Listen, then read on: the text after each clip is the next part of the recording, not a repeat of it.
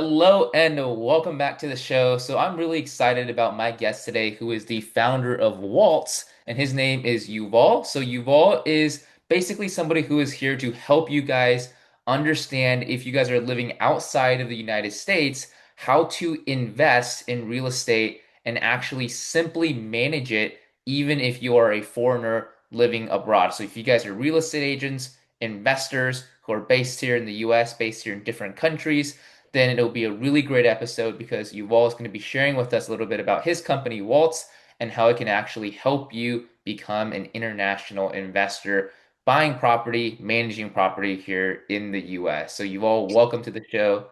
Thanks so much for joining us here today. Thanks, Kobe. And thanks for all the listeners for listening in. Hopefully, I'll not bore you too much and I'll tell you some funny jokes. Kobe is amazing and you don't know how I'm going to be. So it's going to be a nice, mysterious show here. No, I think it's going to be great, man. I always try to talk up the guests a little bit, make sure the audience and the listeners know who they're listening to. But Yuval, man, why don't you give us a little bit of a background on who you are? Just how did you get started in this space, and what made you create this company where you're helping foreigners invest in real estate here in the US? Sounds good. So my parents wanted a daughter. They tried 3 times. I was the closest thing they got. I usually wear pink, but I changed for blue. So I was born in Israel, as you can realize. So my first name is Yuval. Like, thank God, Yuval Noah Harari that wrote a book that everyone knows, and now they know how to pronounce my name. I left Israel about 20 years ago. Ventured out because I wanted to find out about new cultures, learn languages. So I initially moved to Italy, then the Netherlands, then Finland. Then I was based in mainland China for about a decade. Then Thailand, Argentina, Brazil, and I ended up in the US about 3 something years ago, even though I went to school here kind of remote before that. That's kind of how all came out. And as you can understand, my foreign experience has been in different countries. I was always a foreign national, which sounds like fun to be a tourist. But imagine the relocating, finding properties, convincing owners to lease to me, bank accounts to be open, taking a mortgage, wiring money across the board, stuff that you don't really imagine unless you sit on the other side of the planet, press wire, it works, take a mortgage. So it wasn't fun at all. But yeah, that's kind of the basics. Yeah, so that's awesome, man. So you've lived pretty much like all across the world, it sounds like, and just been in many different places, and I guess have experience just kind of, trying to figure out how to become like a foreign traveler almost all across the world. So what was the inspiration to kind of create this company that you have now where you're helping other people specifically invest in the US in residential properties? So this is my second venture, and on my first venture, I built a services company that I scaled to about 40 employees. We dealt with transactions where there were a few $1 billion, mostly in M&As in a few sectors that were the peak of the East-West great times. And when I left China, when I was living there, I was luckily leaving around December 2019.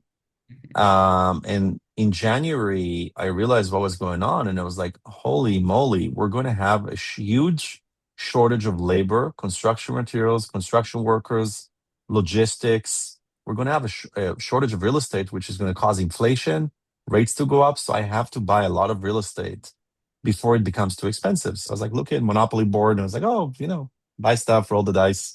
I traveled to a few countries because I realized I want to go to some financial centers. I want to go to some holiday destinations, but people from financial centers will escape there. People thought I'm delusional. And I was like, Black Swan event. That's it's like I was poor in 2009. So I was like, finally, I can afford a few homes now. So I aimed at 8 countries, including my home country of Israel. They wouldn't recognize my abroad income. Took me 2 months to open a new bank account. They refused me for a mortgage, and until today, they didn't tell me why. In Greece, took me 7 months to close. In Argentina, the rates were adjusted to inflation, so mortgage rate was only 90% interest, not LTV. Yes, yes, 90%. I explained to her in pen and paper what is LTV and what is interest, and she laughed at me, stupid gringo, for not understanding. Um, and then in China, you can only buy one property. In Brazil, I couldn't open a bank account, couldn't get a mortgage, and foreign exchange was 10%. So I said, okay, let's go to the most global city in the world at that time, New York. And I found a development project with a developer that had distressed inventory. And we negotiated on 80 condos. And I got a lot of friends to buy together at bulk price, like Groupon. And we nailed the contract with an amazing realtor that did a nice little clause that says contract pending on loan approval or rejection. Amazing. So we're buying in New York at 1,000 a foot, which is something you can't get today anywhere. It's ridiculous. 8 months torturous process. Our visas expired. The consulates are closed. The banks don't allow you without a visa. I scheduled 8 consulate meetings around the world, all got canceled. I flew to Thailand, 2 weeks quarantine. The only consulate in the world that opened. I was like, this is ridiculous. What is this? It's a multi-trillion-dollar industry. How is this so archaic? And then I interviewed hundreds of realtors that work with foreign nationals and with locals and financial institutions and banks. And at the end, it's very simple. Realtors want to do two things: inventory and client management. They don't want to be the coordinator. They don't want to deal with all, but they have to because they're paid by commissions. And if not, there's no food on the table.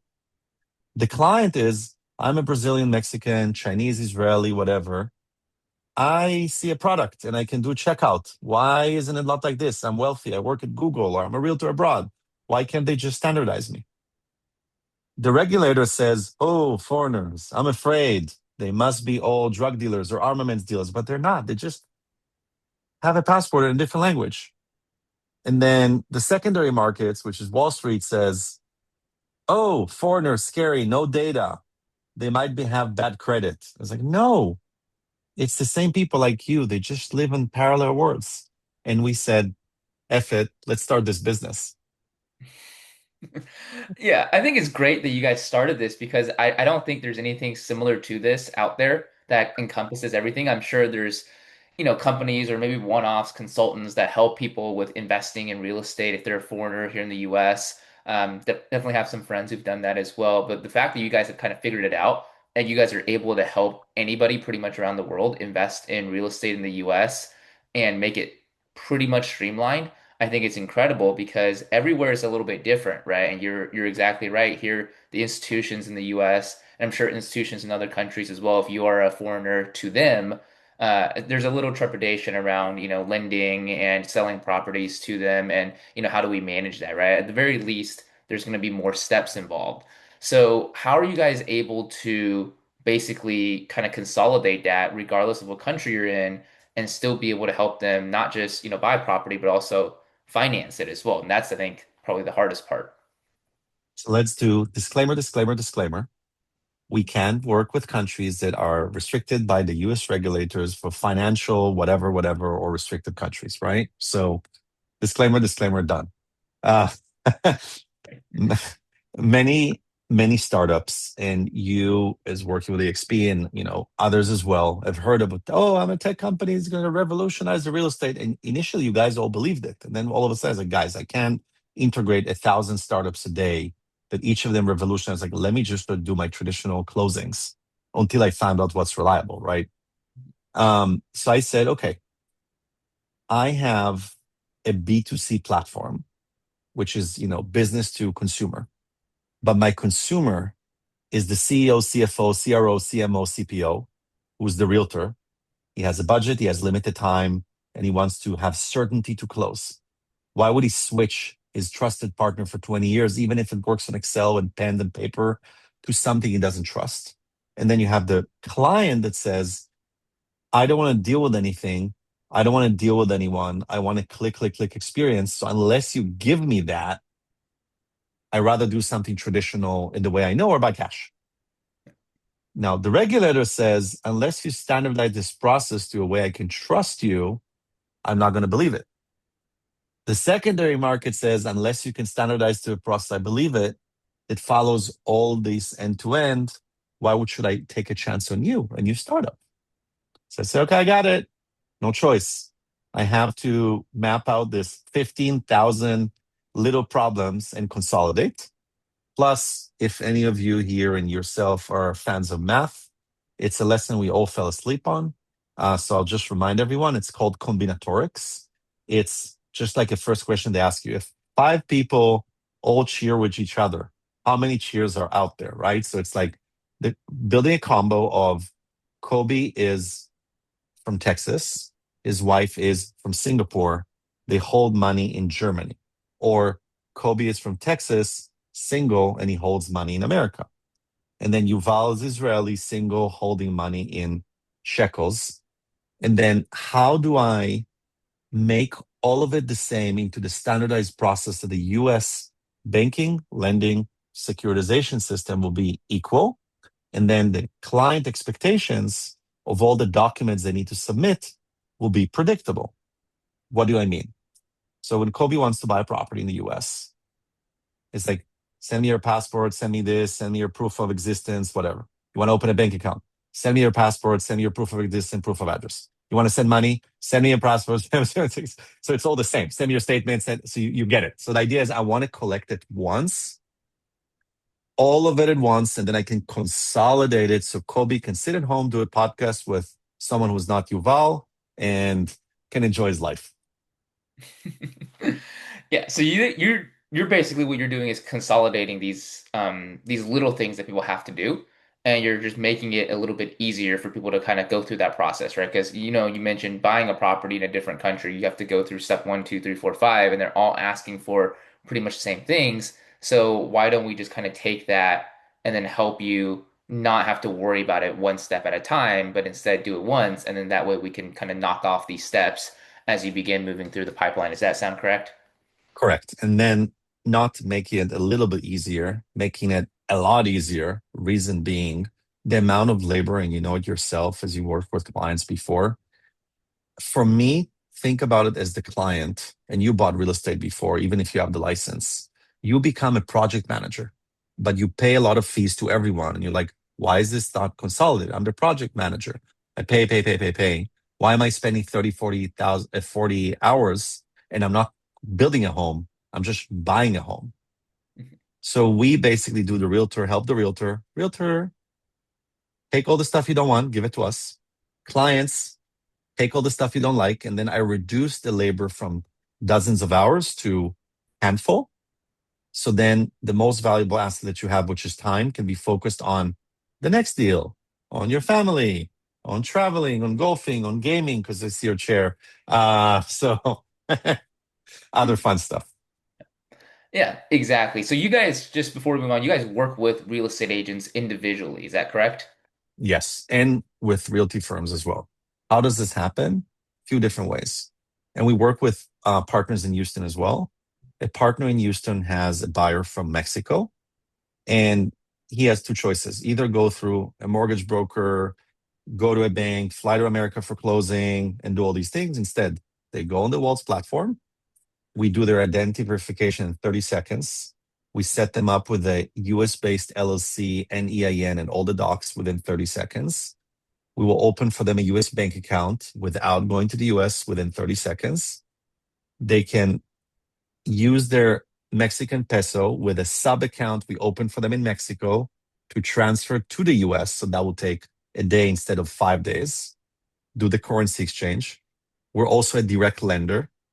We can sell them insurance and they can close remotely unless it's one of those counties that doesn't do RONs. So it saves them a lot of time and the realtor too, and all those things. And a lot of the times clients come to us and say, hey, I love what Waltz does, but how do I find a property? And they would say, hey, wonderful realtors that referred to us clients before, we will refer to you clients now so you can close them. Yeah, that's a huge benefit to real estate agents, I think, because one of the things that I found is, even if a client, let's just say they reached out to an agent here in the US and they were a foreign national, right? Let's just say they were in Mexico, for example. A lot of real estate agents, they wouldn't even know where to start, right? Because they're so used to working with just only domestic clients.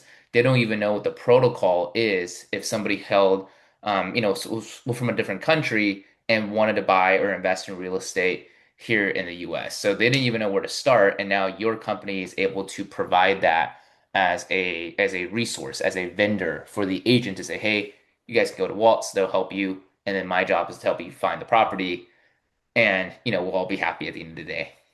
Exactly. And we also prepared a wonderful education center because when I started this, I went on many forums and instead of getting more data, I was becoming more confused. Yeah. So we're like, we built like a blog center for the busy people of today that have attention span of 3 to 5 minutes. So everything is 3 to 5 minutes. Why do I need an LLC? What is refinance? Why do I need it? What is an EIN? How to close a loan? What's a HUD or a closing statement? Blah, blah, blah, blah, blah. And it starts from bottom to top. So you can start as I know nothing and then I become an expert. And then there's like, I don't know, in 2, 3 hours of reading, you become a real estate expert and work with any realtor to buy a property and ask the right questions. And the Yeah, that's realtors too. yeah, that's very valuable because the next question I was just going to ask is, what are some of the biggest problems, right, facing foreigners that want to buy property in the US, right? In my like very uneducated thought, I would think financing, right? That's probably the number one thing that I think of, but I would love to get your take. What are the biggest issues? What would you say is the number one challenge that, foreign nationals have? Okay. So I'll give you another parallel example, which is easy. Kobe and Yuval like each other. And I say, Kobe, you see this cute little puffin 1, 2, 3 times here? They come from Iceland. Let's travel together to Iceland. What's the first thing you do after I tell you that? I start looking at plane tickets. That's what I would do. Yeah, you look on Google, what's Iceland, plane tickets, how much does it cost? Where do I stay? How much does it, where are the hotels? Where do I go? And you accumulate data and knowledge, right? So that's what the foreigner does. Same thing. I want to buy real estate in the US. How does it start? Kobe sits at dinner in Germany and he said, "Oh, you can't believe it. I just bought a property in Port St. Ricci." And they're like, "Where's that?" It's like, "Oh, it's in Florida." It's like, "Really? Why?" It's like, because I can get 10% yield, gross yield on investment, unlike in Munich that I get 2%. It's like, "What? Does it cost you $2 million like in Munich?" I said, "No, it costs me only 300K and I can leverage." It's like, "Isn't that difficult?" And you're like, "No, there's this waltz thing." Or there isn't. And then if you did it, it's a social effect that other people did it. And we're humans, we're all tribal. So probably an Israeli speak to an Israeli, a Chinese speak to a Chinese, a French speak to a French, a German to a German, a Greek to Greek, and then the network effect starts. So what do they need to know? For me, when I live in America, when I wire money, when I want to wire money, I go on Chase, I add the country, boom, money goes out. When I live in Israel or in China or in Brazil or in Mexico or in Thailand, currencies might be restricted. So you need to show papers and documents. Why are you using this money? Where are you taking this money? What are you going to do with this money? Show me proof, which is a big pain. So it's not like JP Morgan, send my money. Oh, great. Earnest money within one day. Great. Wire. It might take 2 to 4 weeks. Next annoying issue after I learned and I want to get my money out is foreign exchange fees in some countries go up to 6 or 8%. So now take this amazing property you wanted to buy for 300K and you need to put a down payment of 100K. All of a sudden, in addition to your closing costs, you pay $6,000 to $8,000 just on converting your money and getting it out and additional paperwork. And people are like, is this worthwhile for me? So it's a lot of things that we help them to solve because we do in scale. The other thing, Kobe told me, amazing property. It's in Houston. I'm ready to invest. And Kobe's like, you only need a landlord insurance and go on an amazing company called lemonade.com or State Farm. Guess what? I don't have an SSN.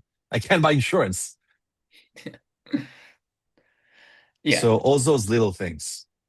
Yeah, so those are some things that I think are quite interesting, right? Because those are some roadblocks that I feel like a lot of people when they start looking at, let's just say like the insurance issue, right? That's the biggest roadblock that I've, maybe talked to one or two people in different situations that they've ran into, and they're like, I just can't do anything. I've stopped. So you guys are able to help them not work around it, but like basically help them resolve that issue, right? Where they're able to then have insurance and then be able to move on to the next step of investing in properties here in the US. Correct. So I became so frustrated with um, our cooperation sometimes with. So I love. Let me another disclaimer, disclaimer, disclaimer. I have amazing partners, and it's people we refer business to all the time. But sometimes you work with people that are just sitting on leads or are incumbents. They don't want to make the extra effort. You had it before. There's some, seller agents that work with a specific title company that doesn't pick up the phone, or specific developers. It happens to all of us. And then you know who you're going to refer business to because they were amazing, and who you don't want to. If they say this is the closing, you're like, nope, not working with them. Tell your buyer, nope, change it. So sometimes it was so frustrating working with certain insurance brokers that they don't respond to the phone because they already closed the insurance policy. We're doing a refinance and they don't want to change the clause, or they make typos. And it took us 2 weeks to get a policy. So I can't close. Poor realtor, poor buyer.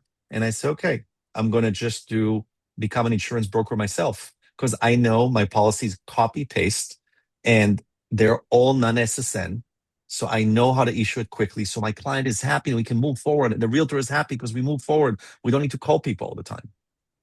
Yeah. That's such a creative way to solve that issue, actually, where you just become the insurance broker.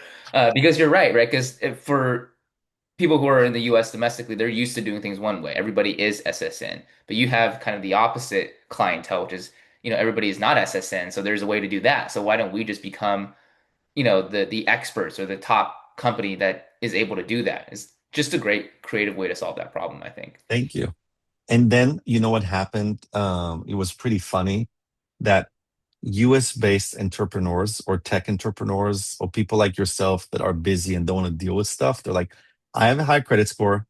I'm a busy person. Every 2 hours or 20 hours I have to spend on something, I lose a deal, and a deal is worth tens of thousands of dollars.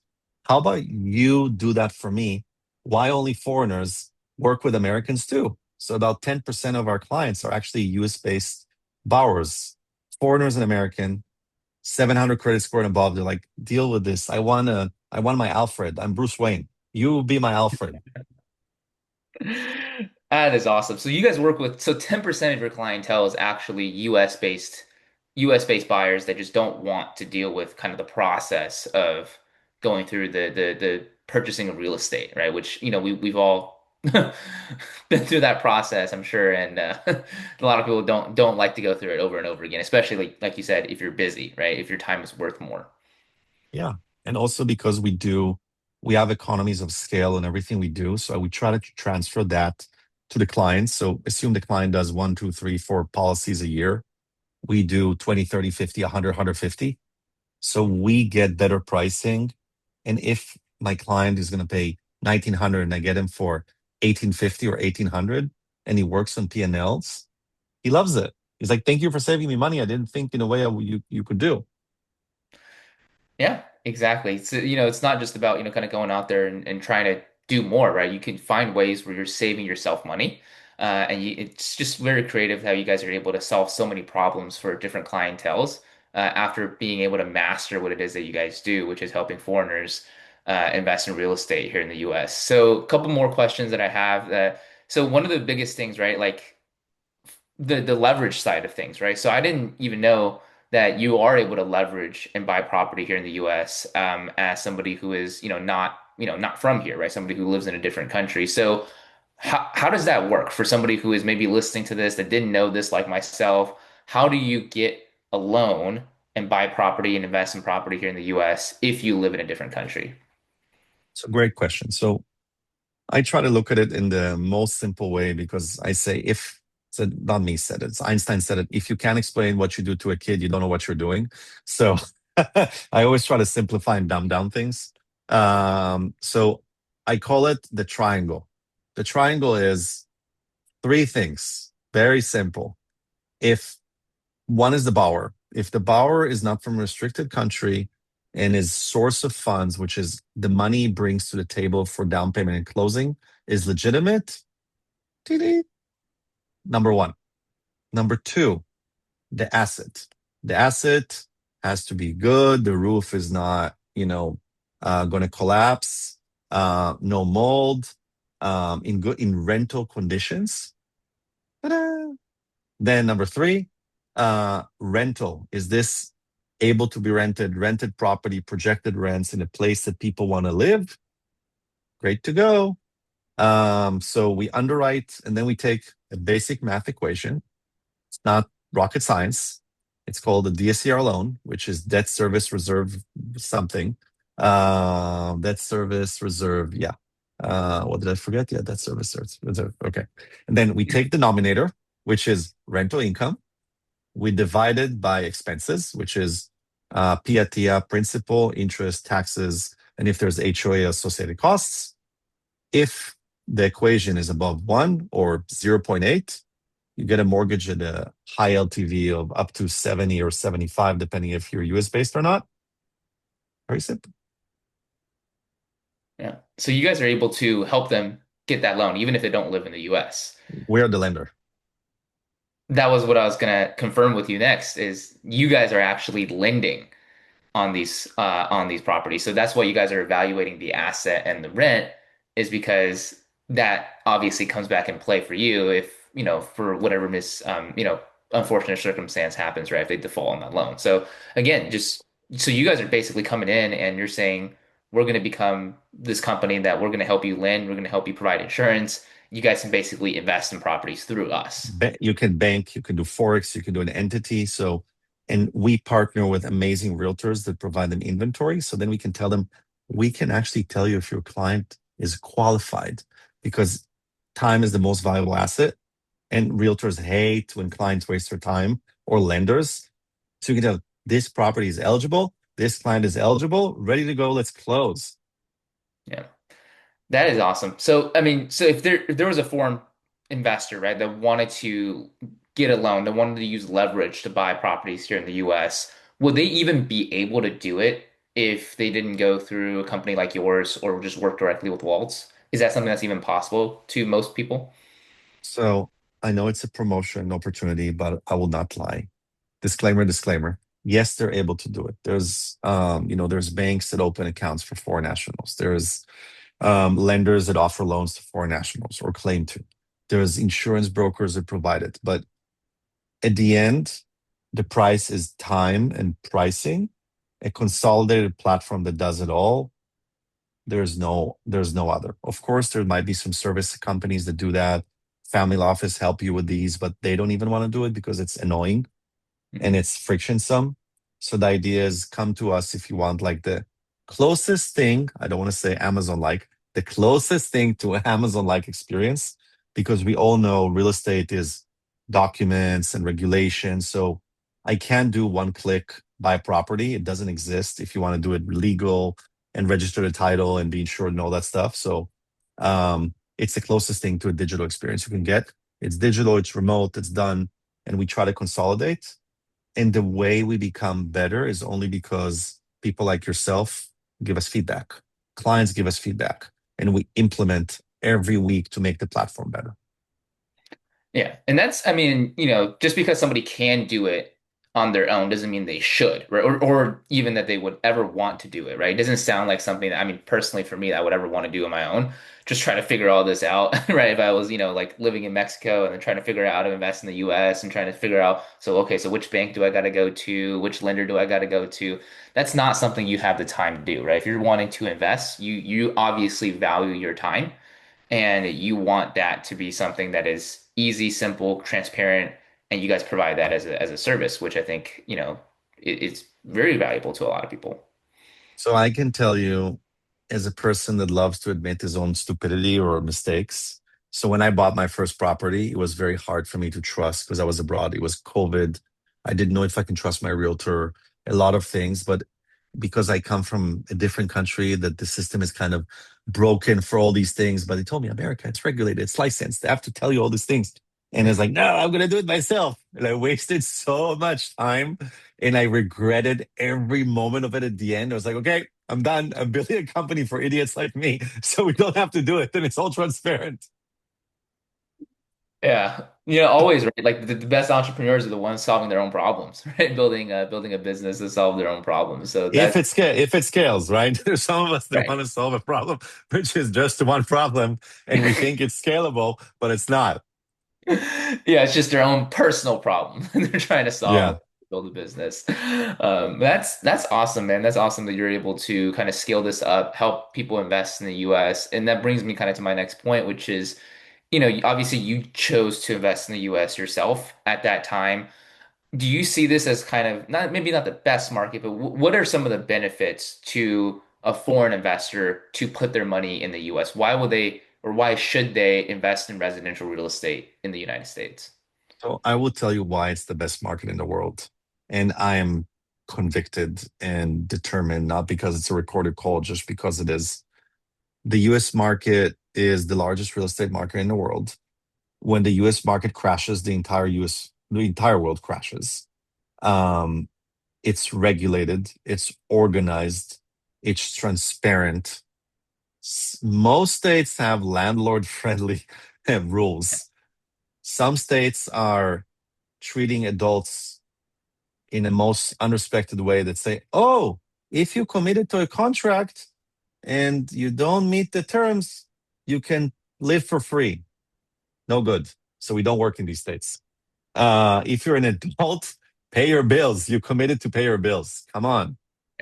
Society is built on trust. So all these things lead me to one of the reasons why it's a good market. The other reason is you're able to leverage and refinance. Most countries, and to the realtors out there that I didn't know, the mechanism to cash out refinance doesn't exist in most of the world.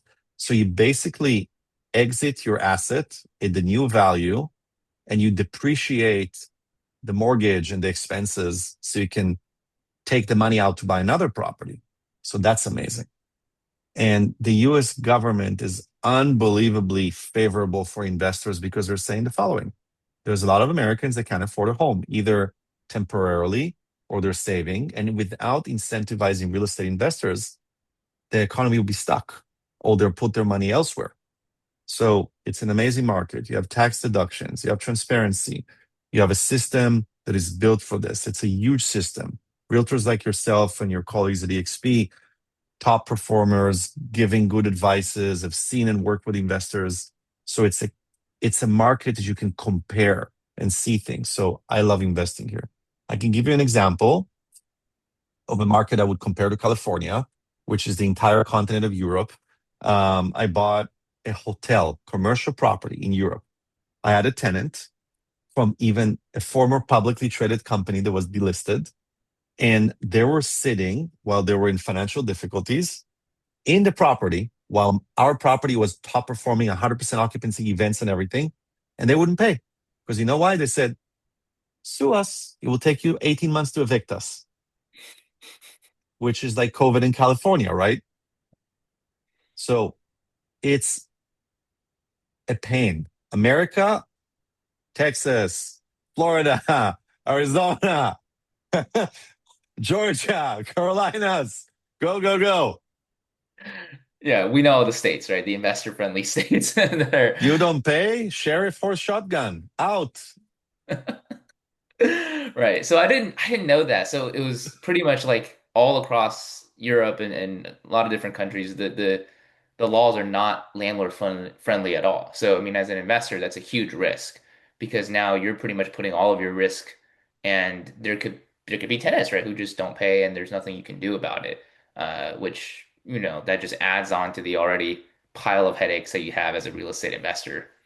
Well, not only that, assume that forget your tenant. There's a person, not privileged person, that broke a window and stayed in your house in London, that you worked hard your entire life, or your great great great parents worked hard so you can inherit it, and you had to be away on a backpacking trip in South America.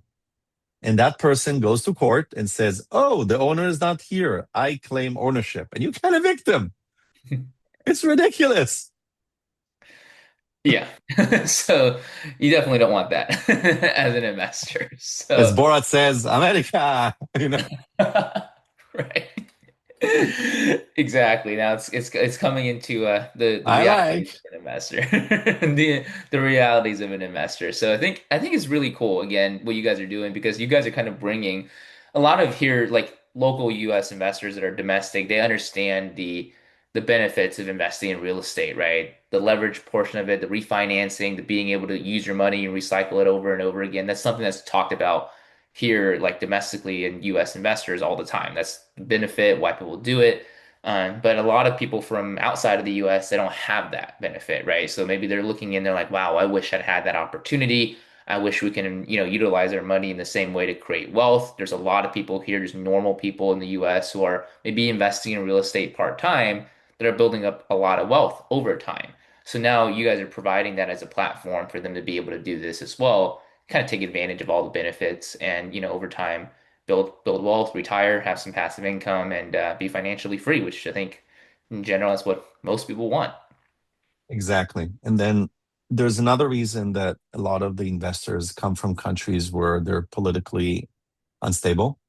The currency is not stable. So when they look at America for them as they believe this is where they should put their money, or at least one of their buckets, for stability, to send their kids, or to put money in another asset type in case something happens with the economy. So America for them, or real estate in America, which is a hard asset, it's like a blue chip. This is how they look at America. And if you look when the market slowed down last year with all the US domestic, because they were used to free interest rate, the foreigners market grew by 33%, transaction value by 50%.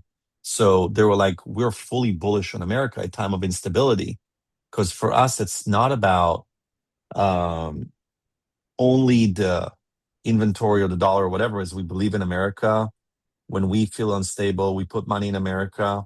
And why it's good for the Americans too, because I've seen, oh, foreigners are taking over America. They're not. We're like 1% or 0.5% of all transactions.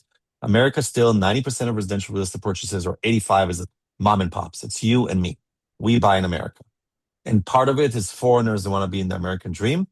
And for all the people that might think, oh, foreigners taking over America, no. When foreigners buy USD products, it keeps the US currency dominant. It keeps the American economy dominant because that's the best currency out there. And when America crashed in 2009, 10, 11, foreigners were the most bullish. And you know that in Texas, they bought a lot of properties, and that created jobs that reestablished the banking system, securitization, secondary markets, created jobs, property management, and people that couldn't afford a home now could rent a home because that was possible. So this is kind of what we do. Yep, absolutely. Before we wrap up for today, man, I have to ask you this question. How did you come up with the name of your company? What does Ah, Walt mean? so a few reasons. One is waltz is an aristocratic dance from the 20th century, I think. It's like people dance in circle, just like buying real estate. You keep on doing the same thing. And the idea was to break the circle or enjoy the dance with our puffin. Waltz is an aristocratic dance. And just like you said, we want to all create passive income. So maybe it's us that want to be aristocrats and one day in the future. The other thing is when you do all these brandings, you have a lot of branding agencies. Oh, you have to build a financial institution, so the text has to be very trustworthy. It's like no one cares. It's give me money, set an account, do these things, just make it easy, leave me alone. So that was Waltz because the SEOs were like empty. And then the puffin, dance the waltz is like when we were kids and our parents would take us to the dentist, and when something painful was going to happen, look at the pretty bird. So when you go through this procedure, it's like, look at the pretty bird. Nice, nice. I love it. I love the naming. I love the puffin. It looks great.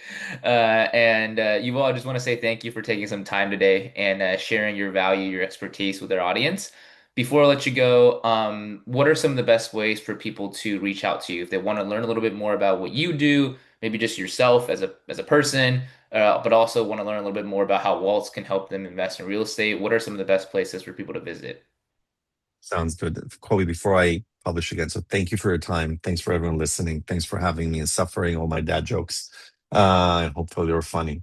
So two ways to reach out to us. One is getwaltz.com. Just like the waltz here. So it's like the dance, getwaltz.com. And if you want, you can reach out personally to me and I can refer to the right team members. That's Yuval. That's YU GetWaltz. Luckily, Zoom shows my name, so it's easy, at getwaltz.com.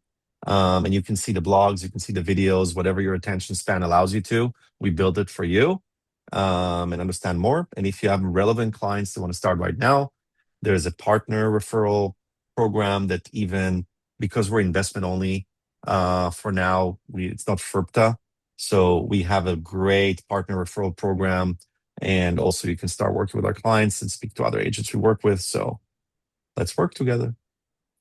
That's awesome, man. Thanks so much, you all. Appreciate you. Appreciate you for tuning in, and we'll see you in the next show.